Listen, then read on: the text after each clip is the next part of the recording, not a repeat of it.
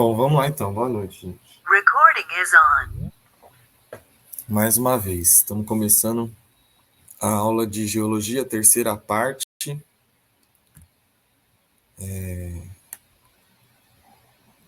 Já passamos aí por uma série de etapas.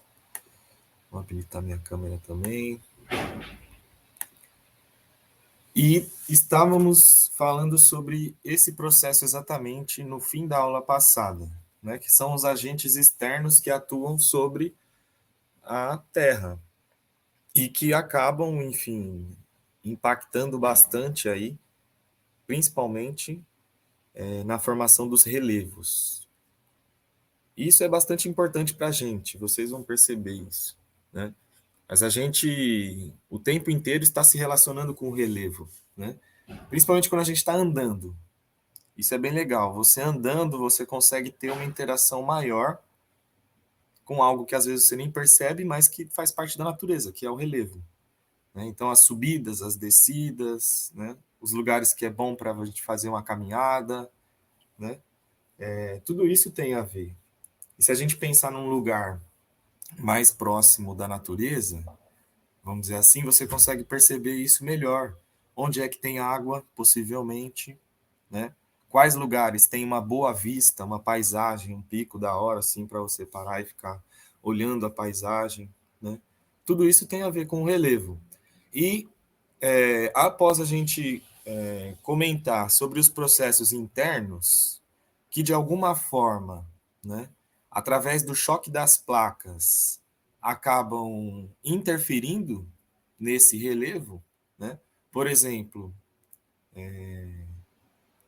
trazendo novos materiais para a superfície, né? Como, por exemplo, através dos vulcões ou das. Esqueci o nome aqui agora.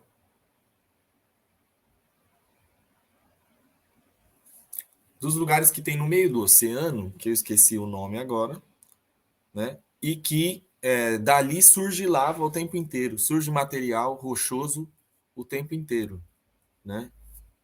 Ou através do destruimento dessas rochas, como por exemplo nas zonas convergentes, onde você tem uma placa tectônica mergulhando sobre a outra e formando umas cadeias montanhosas, como os Andes, ou criando falhas, né? Falhas que a gente vê no relevo até hoje, por exemplo, rios que têm cotovelos de 90 graus, que a gente chama, né? Então o rio está indo ali na direção dele, no objetivo dele que é chegar no mar, e aí do nada esse rio vira 90 graus, isso provavelmente se deve a alguma falha, né? Então essa ativação tectônica muda a disposição da superfície, né? Nos separa da África, por exemplo, a gente viu isso, né? Ao mesmo tempo que os agentes externos também vão, ao seu modo, né, moldando essa superfície. E aí o intemperismo, a gente falou sobre ele, o principal agente intempérico é a água, né? A gente dividiu em intemperismo químico e intemperismo físico. Vocês qualquer coisa lembrem lá na aula passada, né? Mas o intemperismo químico seria através da própria dissolução da água, né? A água entrando em contato com a rocha, dissolvendo essa rocha, certo? E o intemperismo físico seria uma desagregação mesmo, né? Uma alteração mais mecânica. A rocha sofreu um impacto, ou ela se soltar, se fragmentar e aí, enfim, rolar, né? Isso acontece bastante. Tudo isso tem a ver com intemperismo físico. E o conjunto de intemperismo químico e intemperismo físico, ele só é completo a partir da erosão, né? E a erosão, ela não só diz respeito a essa a quando o material se solta, vamos dizer assim, quando ele se fragmenta e se solta, mas também é importante o transporte desse material, né? Então, beleza, ele se soltou da rocha matriz, da rocha mãe ali, né? Mas para onde ele foi parar? Ele foi através da água ou foi através do solo? Ou esse material está no deserto e ele foi através do vento, né? Isso tudo é importante para a gente entender as condições do ambiente em relação, né, à geomorfologia. Tudo bem? E principalmente relacionado também à sedimentação, né? Então é o processo do material se transportar, se soltar, se transportar e parar em algum lugar, né? Isso vai ser bastante importante para a gente pensar, por exemplo, a história dos fósseis.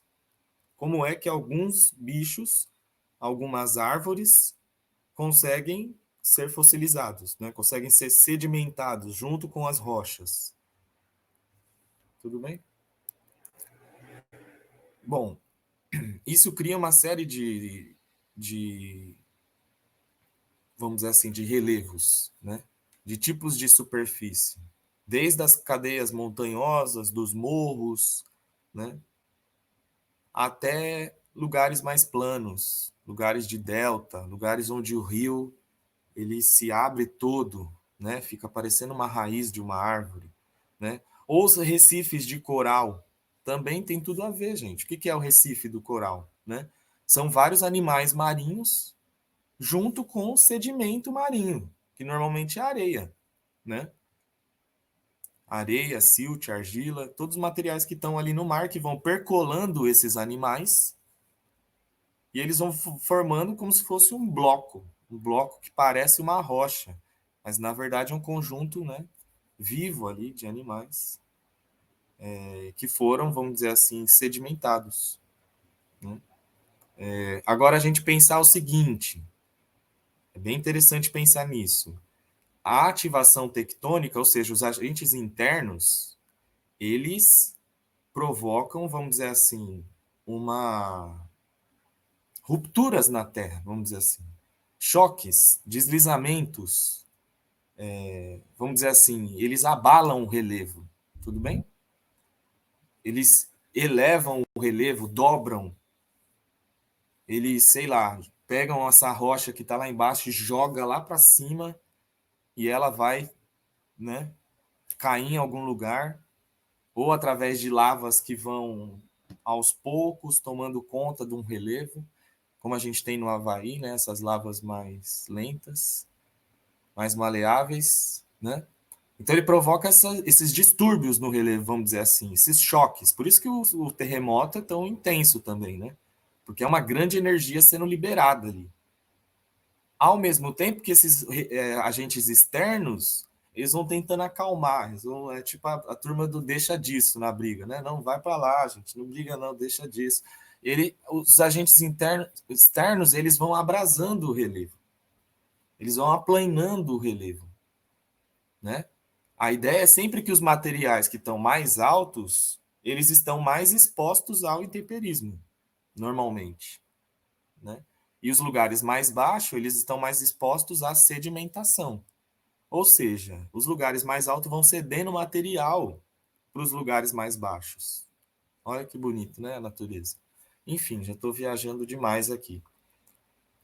Mas o lance é que todas as paisagens vão ser impactadas por isso, pelo intemperismo, pela erosão e pela sedimentação, né? Assim como vão ser de alguma forma ou já foram impactados por tectonismo, né? Por choque de placas. Bom, eu disse que na última aula ia retomar esse slide aqui. E é muito interessante como os tipos de rocha que são, vamos dizer assim, bem característicos, dá para a gente perceber uma rocha de um jeito e de outro, dá para a gente entender, olhando para a rocha até, como é que ela foi criada, né? Agora, uma rocha vai se transformando na outra e volta a ser numa espécie de um ciclo, né? As rochas magmáticas, por exemplo, se elas afloram, então se essa rocha que estava no interior da Terra, por algum motivo, vem para a superfície, e isso acontece, né? Ela está exposta à erosão, à meteorização, né? Ao intemperismo, certo? E aí, toda a rocha vai ser intemperizada até um ponto dela ser transportada e sedimentar em algum lugar. Até que a gente tem um processo de diagênese. Anota aí o que é diagênese. Diagênese é o processo de formação das rochas. tudo bem? A partir da sedimentação. Os sedimentos vão se encontrando, vão compactando, né? Vão percolando um no outro e aí eles se tornam rochas sedimentares, tudo bem? Diagênese é o processo de formação da rocha. Essa rocha sedimentar, vamos voltar aqui. Essa rocha magmática, no caso dela sofrer, vamos dizer assim, um aumento de pressão ou de temperatura, né? Por algum motivo também, ela veio para a superfície, se solidificou, beleza, tá tudo certo, né? E aí, em algum momento, teve uma nova ativação tectônica, um novo choque de placas, e aí, por algum motivo, ela volta a sofrer um aumento de pressão e temperatura, volta, por exemplo, aí para o interior da Terra, né? Aí ela se transforma numa rocha metamórfica, como acontece com as rochas perto da praia. Dá uma olhada quando vocês tiverem a oportunidade de ir para a praia nas rochas que estão ali perto. Boa parte delas são assim, ó, são rochas que eram magmáticas, né? Mas que de alguma forma sofreu uma ativação tectônica. E aí é só a gente pensar, é a separação da África, né? É isso, pô. Porque, né, as placas estavam juntas e em algum momento isso se separa. E nesse processo é uma grande ativação tectônica, né? Então, essas rochas se transformam. Por exemplo, no nosso caso, a gente vai falar disso já já, mas é criada a Serra do Mar. A Serra do Mar não existia. Ela é criada no momento da separação dos continentes. Então, essas rochas podem se tornar metamórficas, assim como as sedimentares. As sedimentares podem ser formada, né, num lugar plano, tudo tranquilo, vai todo mundo, né, uma camada em cima da outra, tal. Beleza. Daqui a pouco isso pode mudar, né? E ela sofrer também aumento de pressão e temperatura e virar uma rocha metamórfica. E essa rocha metamórfica, se ela estiver exposta na superfície, ela vai aflorar, né? E vai sofrer intemperismo e erosão e vai virar sedimento de novo. Mas se ela, por exemplo, for para baixo da superfície de novo, ela pode ser fundida, né? Sofrer um processo de fusão, que é a passagem do sólido para o líquido, mas a rocha não se torna líquida, né? Ela fica num estado ali meio pastoso. E aí, enfim, tudo recomeça de novo. Então, assim como a gente tem o ciclo da água, a gente tem o ciclo das rochas. Beleza? Depois vocês podem viajar aí nesse esquema aí, certo? Bom, hoje nós vamos falar então dos três tipos de estrutura geológica que a gente tem no relevo a partir desses movimentos todos aí, né? Dos agentes internos e dos agentes externos. Bom, o primeiro que a gente tem aí na estrutura geológica são os escudos cristalinos. O que são os escudos cristalinos? Né? Então, vocês lembram que a gente falou da cristalização da rocha? A gente falou sobre esse processo da formação de uma rocha magmática que está numa temperatura bastante alta, mas com o processo de resfriamento, os minerais vão se formando, né? Quartzo, feldspato, mica, enfim, todos esses minerais aí, né? Inclusive metais preciosos, né? Ferro, ouro, prata, enfim, essas coisas aí todas. E essas estruturas geológicas, então, elas passam por processo de cristalização, certo? Então, são estruturas que tiveram tempo de se cristalizar, tudo bem? Ou seja, elas são muito antigas. Elas não sofreram, de alguma forma, grandes impactos, né, recentes de ativação tectônica. São estruturas do pré-cambriano. O que era o pré-cambriano, professor? Volta lá na aula 1 de geologia. A gente falou sobre a idade geológica. O pré-cambriano é um primeiro período que tem da Terra se formando, né? E essas rochas que estavam numa alta temperatura se resfriando, né? E essas estruturas ainda existem, né? Então, formadas por rochas ígneas e metamórficas que já foram bastante erodidas, justamente por serem muito antigas, né? Estão na superfície há bastante tempo e aí já foram bastante erodidas. São áreas de estabilidade tectônica, ou seja, não tem terremoto, não tem vulcão, tudo bem? Não tem nada dessas coisas, né? há presença grande de minerais metálicos, que justamente foram formados na época do pré-cambriano, há muito tempo atrás, como a bauxita, o ferro, o manganês, o ouro, né? E que hoje em dia são muito explorados economicamente. Conseguiram enxergar o Brasil aí? Não. Só de não ter terremoto já tá bom, né? Mas também temos essa sorte de ter uma série de minerais metálicos. Beleza? Enquanto isso, a gente também tem as bacias sedimentares, né?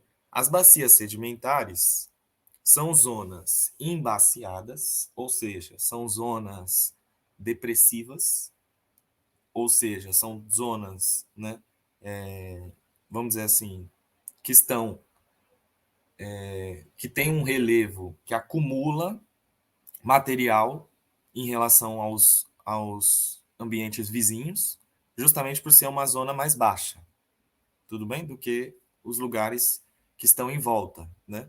Essas zonas, por serem um lugar mais baixo, resultaram de algum processo de subsidência, né? Que permitiram o acúmulo e a preservação de sedimentos. Então, sedimentos que estão sendo intemperizados, erodidos dos lugares vizinhos, acabam se acumulando nessas bacias sedimentares. E que podem, então, ser de origem mineral ou orgânica, ou seja, pode ser sedimento, no caso de rochas, que estão se desagregando, né, vindo através dos rios, do vento, da água, né, e se sedimentando, ou também pode ser vida, por exemplo, planta, né, árvore, troncos de árvore, né, quando caem, eles vão sendo sedimentados junto, né, animais também, por que não, né, e que ao longo desse tempo geológico pode dar origem, por exemplo, a combustíveis fósseis, né, justamente o petróleo vem a partir dessa matéria orgânica, né, conjuntos aí de florestas que foram sedimentados, né? E essa árvore toda, esse carbono todo, né? De alguma forma virou petróleo. Isso é doido, né? Pensar isso. Ou carvão mineral, que é a mesma coisa. Árvores também, né?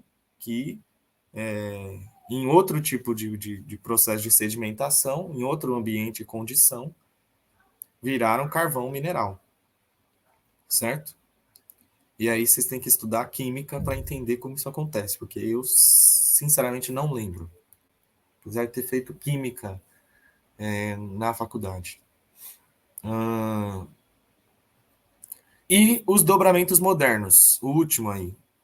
E aí queria falar para vocês que se tiver dúvida, fala comigo, porque eu não estou vendo o chat, tá bom?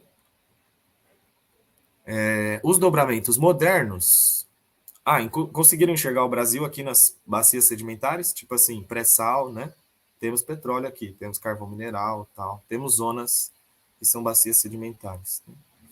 Os dobramentos modernos já são províncias formadas a partir do choque entre placas no começo da era Cenozoica. Então, isso há mais ou menos 100 milhões de anos atrás, por aí. Ou um pouco mais, depois a gente confirma lá, né? Mas são lugares onde teve um choque de placas, né? E a partir desse choque de placa, um dobramento dessas placas, né? E esse dobramento originado a partir da orogênese. O que era a orogênese mesmo? Alguém lembra? A orogênese são movimentos horizontais das placas, que são choques muito intensos e muito rápidos, apesar da gente considerar rápido em termo geológico, certo? Mas o lance é que uma placa entra por debaixo da outra e faz a de cima dobrar, né? Formando regiões muito altas, como as montanhas rochosas nos Estados Unidos, que estão no oeste dos Estados Unidos, né? Os Andes, aqui na América do Sul, né? São criados a partir disso. Os Alpes, lá na Europa. O Himalaia, na Ásia, né? São lugares onde a gente teve recentemente, por isso que eles chamam dobramentos modernos, choques de placa que criaram zonas muito altas, certo? Nessas áreas, há uma ocorrência frequente de abalos sísmicos, certo? Vocês conseguem enxergar o Brasil aí? Tem alguma montanha no Brasil?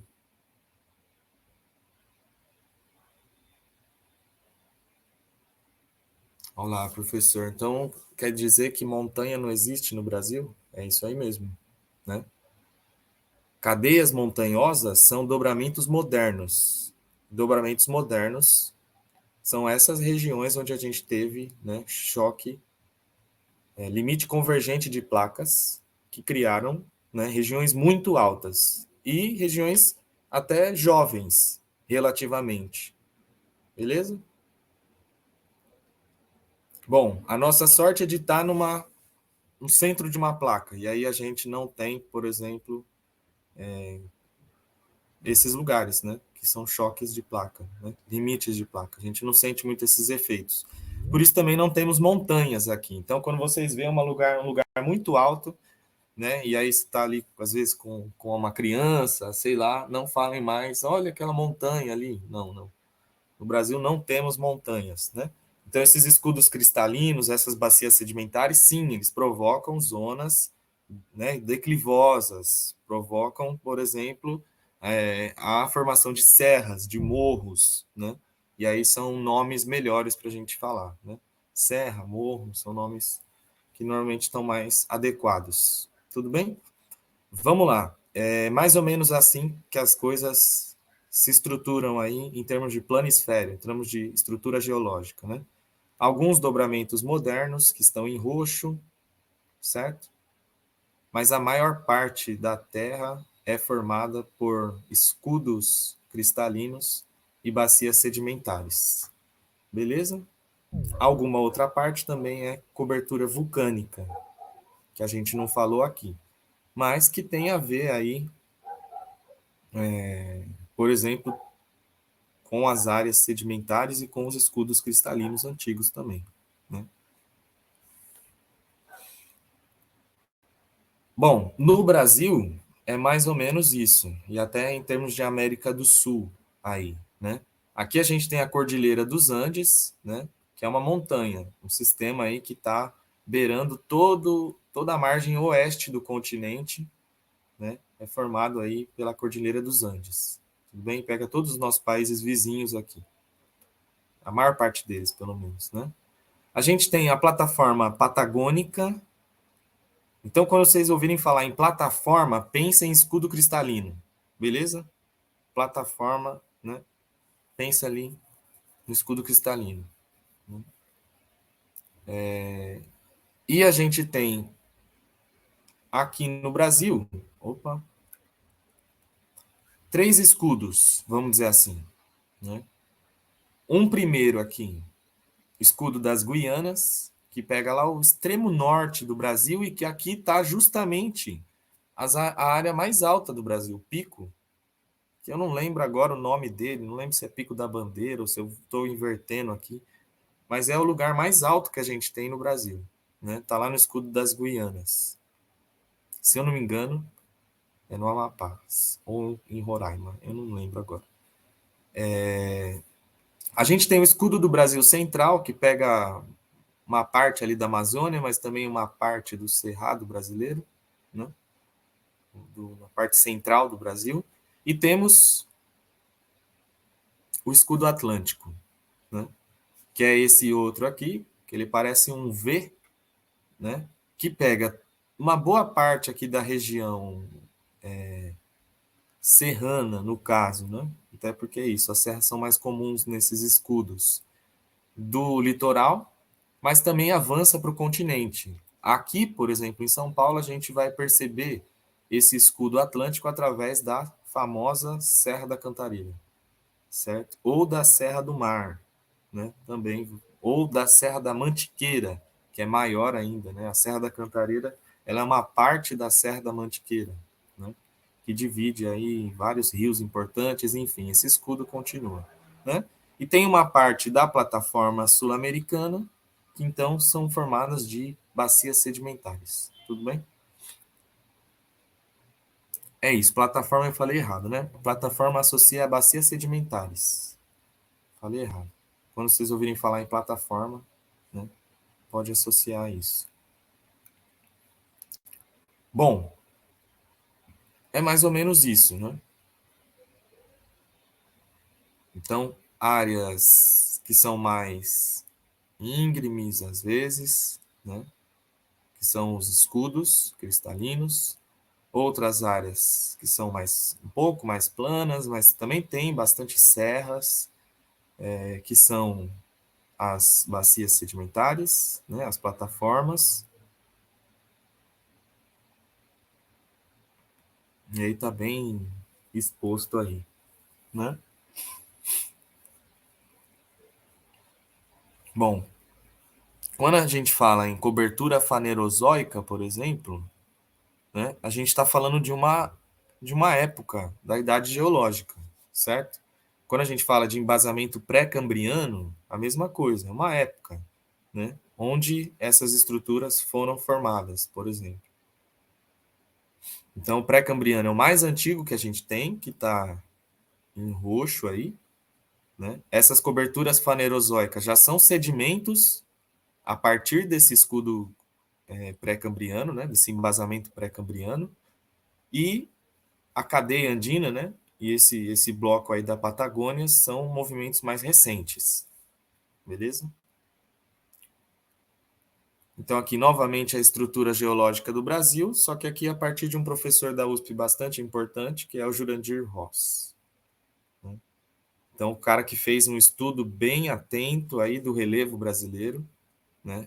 Assim como o outro professor que eu já vou falar daqui a pouco, que é um dos grandes mestres aí da geografia e que trabalhou com geomorfologia, né?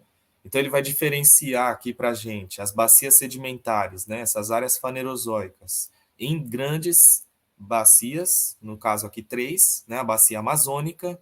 Então toda a parte da floresta amazônica ali é de bacia sedimentar, tudo bem?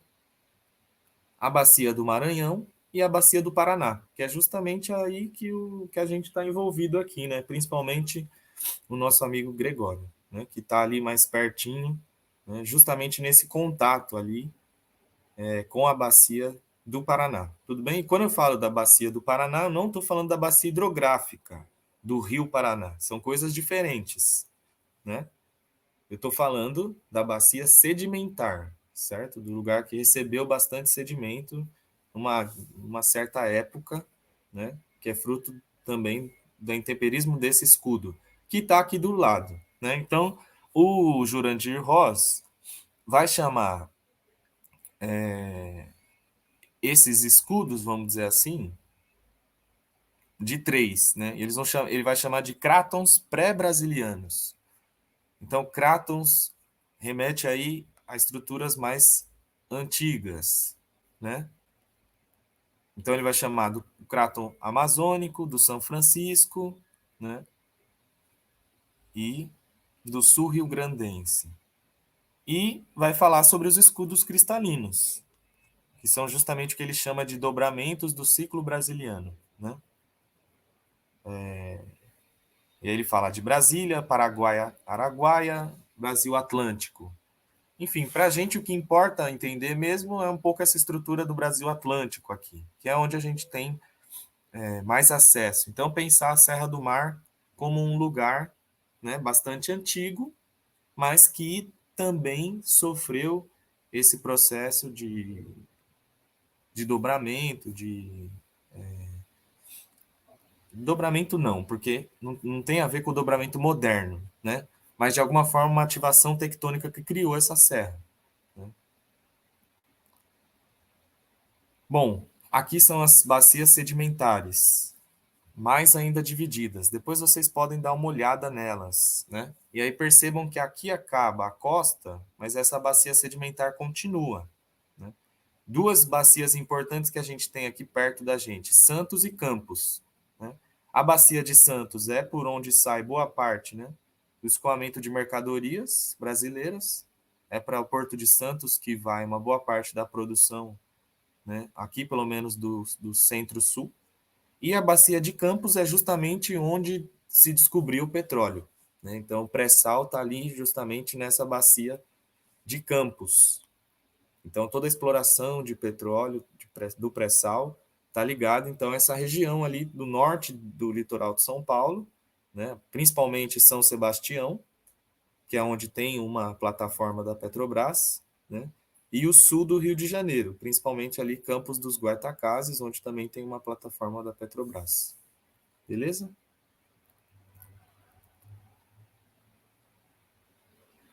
Bom, mais uma vez, né, uma diferenciação aí do embasamento cristalino para as bacias sedimentares. E aqui a gente pensar um pouquinho a partir desse mapa, né? Depois vocês podem dar uma olhada mais atenta. Né? É bem importante tentar entender no relevo brasileiro isso, né? Quais lugares são de serra, são mais antigos, né? Quais lugares são bacias sedimentares, portanto são um pouco mais recentes, né? E são só esses dois. Então, a gente tentar diferenciar isso um pouco no território é bem interessante da gente fazer esse movimento. O território brasileiro está localizado, então, no centro da plataforma sul-americana, sendo tectonicamente muito estável atualmente. Né? O território apresenta 64% de bacias sedimentares e 36% de escudos cristalinos pré-cambrianos. Os 4% desse escudo cristalino formados no período proterozoico concentram os minerais metálicos, então ferro, bauxita, ouro, todos esses minerais. Né? Ah, professor, então quer dizer que dá para a gente conseguir, né, através do estudo da geologia, saber se tem ouro, se tem ferro, se tem algum mineral ali? Exatamente. Né? Se você tem um bom estudo de uma área, né, você sabe que ela faz parte do escudo cristalino, né, e conseguir identificar que são rochas do Proterozoico, é justamente nessa época, nessa idade geológica, que esses minerais foram formados. Então, com certeza, a chance maior é de encontrar eles ali. Tudo bem? Assim como se procura petróleo em bacia sedimentar. Não faz sentido nenhum procurar petróleo em escudo cristalino, entende? Isso tem muito a ver com o que a gente tem de economia hoje, né? A economia da mineração é muito forte hoje, gente. Queira você goste de geologia ou não, né? A mineração é parte fundante do Brasil e a gente tem que discutir tudo isso, né? Inclusive numa perspectiva crítica. Bom, na era mesozoica, a parte do centro-sul do território, centro-sul, então a gente está falando aqui Paraná, São Paulo até, né? Santa Catarina, né? Recebe um grande derramamento vulcânico, formando diabásio e basalto, que são rochas ígneas, né? Mas que são rochas que se formaram a partir de vulcões, né? Então são rochas extrusivas, beleza? Ígneas extrusivas. O que era isso, professor? Olha lá, a primeira aula de geologia, né? E que originaram a Terra Roxa, a famosa Terra Roxa, um solo extremamente fértil, né? Que a gente tem aqui no Paraná, e que é o berço, vamos dizer assim, da soja. É ali que o pessoal percebeu, olha só, a soja dá certo no Brasil, né? Então vamos plantar soja. E eles foram para o cerrado, para a área, né, que foge desse derramamento de basalto. E aí eles perceberam que teria que fazer uma série de procedimentos para corrigir o solo, para a soja dar certo lá também. Né? Mas o primeiro lugar que se planta soja no Brasil é um solo muito fértil, que é esse que tem aqui no Centro-Sul. Né? E que planta várias coisas. O Paraná é bem famoso por ter uma estrutura de produção orgânica, por exemplo, bastante grande. Né? E é bem interessante esses projetos. Tem a ver com esse solo, que é bom mesmo. Né? Que de alguma forma foi um pouco destruído pela soja, mas que ainda tem jeito. Né? Algumas coberturas sedimentares são bem recentes, do terciário e quaternário, originadas, né, pela abrasão mecânica fluvial. Então, perto dos rios, todo aquele sedimento que está perto dos rios no Brasil hoje, principalmente dos grandes rios, são coberturas sedimentares bem mais recentes mesmo, do terciário e quaternário. Beleza? Bom, tem um mapinha aqui para vocês verem depois o tanto de minério que a gente tem no Brasil, a concentração de ouro, por exemplo, perto da Amazônia, né? O que o Elon Musk está fazendo no Brasil, né? Será que tem a ver com isso? Um cara que ficou rico por conta da mineração, né? E que depois comprou uma empresinha de carro aí para dar uma brincada, né?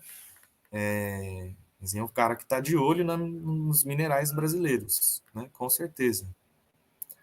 Bom, e aí para a gente finalizar a aula, temos só 5 minutos. Vamos falar então das unidades geomorfológicas e a classificação delas mais ou menos aí, né? Então esses compartimentos do relevo, eles se originaram, né, ao longo da era Cenozoica, quando houve então o surgimento da plataforma sul-americana, a partir justamente desse processo de, vamos dizer assim, de epirogênese, né? O surgimento, né? Então não tem a ver, por exemplo, com o choque das placas, necessariamente, né? E, consequentemente, então, processos erosivos marcantes, principalmente nas bordas das bacias sedimentares. Tudo bem? Tem uma classificação do relevo brasileiro feita pelo Haroldo de Azevedo, que é mais antiga, e que o cara já divide o Brasil, né, em planaltos e planícies, né? O critério dele é bem genérico. Ele fala que superfícies aplainadas com mais de 200 metros de altitude vão ser planaltos. E planícies vão ser lugares com menos de 200 metros de altitude, né? Teoricamente, então, as planícies vão ser esses lugares onde predomina a sedimentação. E os planaltos, onde predomina a erosão. Agora, o Aziz Absaber, que é esse outro geógrafo da USP também, que é bem importante para a geografia, um cara sensacional, que eu não pude conhecer, mas todos os geógrafos falam muito bem dele, né? E morreu no início desse século. Ele tem um critério um pouco mais, vamos dizer assim, aprimorado, né? Que leva em conta a própria formação da rocha, né? Então, essa litologia, além da altitude, né? Então, para ele, os planaltos vão ser superfícies aplainadas, onde o processo de erosão estaria predominando sobre o da sedimentação. E a planície, justamente o oposto, onde o processo de sedimentação estaria predominando sobre o efeito erosivo, certo? E aí ele define assim o Brasil: seria basicamente um grande planalto, né, com algumas poucas planícies. Então, a planície do Pantanal é bastante importante, então é um lugar que está recebendo sedimento, né? A planície amazônica e a planície costeira, tudo bem? Depois da Serra do Mar. Né? O resto seria tudo planalto. Planalto central, planalto meridional, serras e planaltos do leste e sudeste, planalto nordestino, planalto das Guianas. Tudo bem? Já o Jurandir Ross, ele aí vai, enfim, deixar o negócio mais técnico. Né? É uma mistura aí do Haroldo de Azevedo com o, o Aziz. Né? Então ele fala de planalto superfície acima de 200 metros, que sofrem desgaste erosivo, né, e contém aí relevos irregulares, como morros, serras e chapadas. As planícies já seriam superfícies mais planas, com altitude inferior a 100 metros, e formada pelo acúmulo de sedimentos de origem marinha, fluvial ou lacustre. E também o Jurandir Ross vai falar em depressões, que são superfícies com suave inclinação e formada por prolongados processos de erosão. A depressão é menos irregular do que no Planalto e situa-se em altitudes que vão desde 100 a 500 metros de altitude. Então, a depressão ela seria classificada também pelo seu entorno ser mais elevado. Tudo bem? Não necessariamente ela está ligada ao acúmulo de sedimentos de origem da água, certo? Marinha, fluvial ou lacustre. Beleza? E aí a gente ficaria mais ou menos assim, um mapa com 3 estruturas, né, unidades morfoestruturais, né? Planaltos, planícies e depressões. Tudo bem? As planícies elas vão se restringir mesmo à planície costeira, ao Pantanal e ao a planície aqui do Amazonas. Tudo bem? O resto seriam planaltos e depressões. Beleza?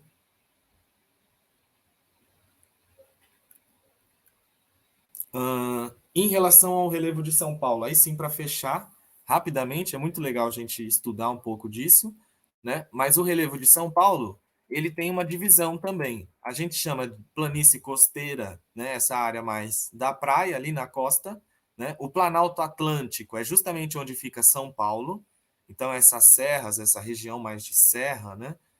Que a gente tem aqui, Planalto Atlântico, mas também que pensa Campinas, Taubaté, todos esses lugares, né? Serra do Mar, Serra da Mantiqueira, a depressão periférica paulista, e aí a gente já está falando ali mais um pouco do oeste de São Paulo, Sorocaba ali, né? Indo para aquela região, né? A gente fala da depressão periférica, uma zona de cuestas basálticas, tudo bem? Cuesta, a gente já vai ver o que, que é, mas que foram formadas a partir do basalto, então, e o Planalto Ocidental Paulista, que é toda essa região aí do oeste, né? E que tudo aí vai desaguar no Paraná. Então faz parte também de uma bacia sedimentar. Tudo bem? A planície costeira, então, essa imagem quando a gente vai para Santos, né? A gente está lá na Imigrantes, a gente consegue ver essa imagem, é bem bonita. Então, a planície costeira, né? Esses morros provavelmente foram formados nesse processo aí da separação dos continentes, né? O Planalto Atlântico, você já vê que é um pouco mais, né, declivoso mesmo. Bem, zonas de serra, aqui Jundiaí, por exemplo, né? A zona de cuestas, então, cuestas são essas estruturas aqui, ó, né? Um lugar sedimentar, mas que tem esse tipo de estrutura aqui, tudo bem? Bastante vertical, né? E aí fica mais ou menos assim, a gente pensar, né? Planaltos e serras do leste e sudeste, que o Aziz falou, depressão periférica, os planaltos e as chapadas da bacia do Paraná, até a gente chegar, né, nessa planície do Pantanal Mato-Grossense, certo? E aí aqui seriam rochas ígneas, cristalinas, né, do embasamento cristalino, então, e o restante todo aqui, né, do Planalto, da bacia do Paraná, seria região de bacias sedimentares e região também de derramamento vulcânico. Tudo bem? E é isso, gente. Fechamos. Coloquei aqui, na verdade, aquele vídeo que a gente já tinha visto, né? Mas que vocês já estão liberados. Bom,